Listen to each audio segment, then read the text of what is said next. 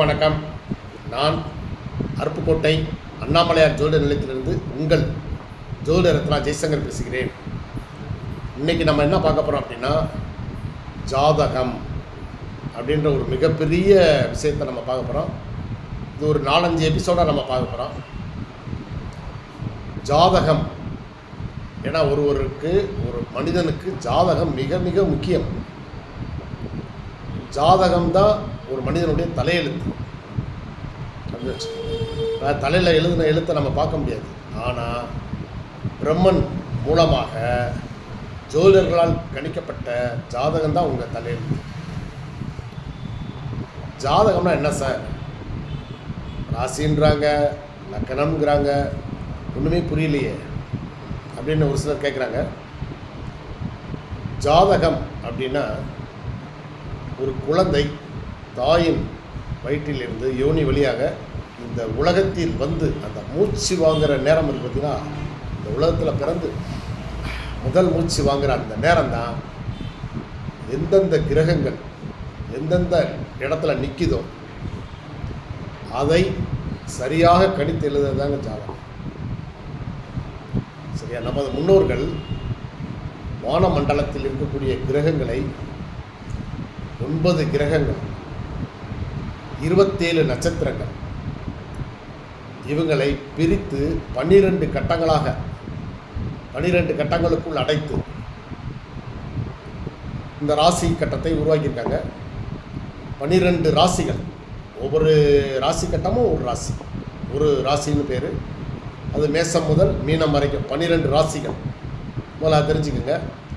மேசம், ரிஷபம், மிதுனம், கடகம், சிம்மம், கன்னி, துலாம், விருச்சிகம், தனுசு, மகரம், கும்பம், மீனம். ஒவ்வொரு ராசி கட்டத்துக்கும் 30 பாகைகள்னு பிரித்து வச்சுருக்காங்க. டிகிரி 30 டிகிரி ஒவ்வொரு ராசி கட்டத்துக்கும். இப்போ இந்த ராசி கட்டத்துக்குள்ளே தான் இந்த 9 கிரகங்களும் சுற்றி வரும். உலகத்தை சுற்றுற மாதிரி இந்த ராசி கட்டத்தில் அப்படியே ஒவ்வொரு கட்டத்துக்கும் ஒவ்வொரு கிரகங்கள் மாறி மாறி வரும். ஆனால் நீங்கள் பிறக்கும்போது அந்த நிமிஷத்தில், அந்த நொடியில், அந்த செகண்டில் எந்த கிரகம் எங்கே நின்றுச்சோ அது உங்கள் ராசி கட்டத்தில் போடப்பட்டிருக்கும். ஒவ்வொரு கிரகத்துக்கும் சில காரகத்துவங்கள் கொடுத்துருக்காங்க. அந்த காரகத்துவ பலன்களை, அந்த உறவு முறை, ஒவ்வொரு கிரகத்துக்கும் உறவு முறைகளும் இருக்குது. அப்போ அந்த உறவு முறைகளும் அந்த காரகத்துவத்தையும் அந்த கிரகம் தனது பணியை செய்யும். ஒவ்வொரு ராசி கட்டத்துக்கும் ஒரு காரகத்துவங்கள் கொடுத்துருக்காங்க. 1ஆம் கட்டம், 1ஆவது ராசி, 2ஆவது ராசின்னு 12 ராசிக்கும் 12 ராசிக்குரிய காரகத்துவங்கள் இருக்குது. சரிங்களா? அதே போல் பாவகமாக பிரிச்சிருக்காங்க. ஒவ்வொரு ராசி கட்டத்துக்கும் ஒரு பாவகம். 1ஆம் பாவகம், 2ஆம் பாவம். 1ஆம் பாவத்தில் ஒரு கிரகம் இருந்தால் என்ன செய்யும், 2ஆம் பாவத்தில் கிரகங்கள் இருந்தால் என்ன செய்யும், இப்படி ஒவ்வொரு ராசி கட்டத்துக்கும் ஒரு காரகத்துவம். அப்போ ராசி காரகத்துவம், பாவக காரகத்துவம், கிரக காரகத்துவம். அப்போ இந்த 3 ஒவ்வொரு நம்ம ராசியில் பிரிக்கப்பட்டிருக்கு. சரிங்களா? இப்போ 9 நவகிரகங்கள்: சூரியன், சந்திரன், செவ்வாய், புதன், குரு, வெள்ளினா சுக்கிரன், சனி, ராகு, கேது. இந்த 9 கிரகங்கள் இந்த 12 ராசிகளை சுற்றி வருது.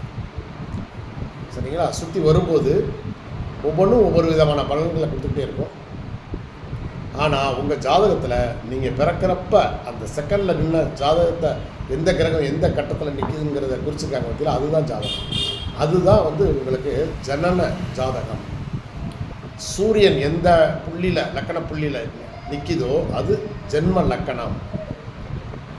சந்திரன் உங்களுடைய ராசி கட்டத்தில் நீங்கள் பிறந்தபோது எந்த கட்டத்தில் நின்றுச்சோ, எந்த இடத்துல நின்றுச்சோ அந்த இடம் உங்களுக்கு ராசி என அழைக்கப்படுகிறது. சந்திரன் நிற்கிற இடம் ராசி, சூரியன் நின்ற லக்கண புள்ளி, அந்த லக்கண புள்ளி தான் லக்கணம்.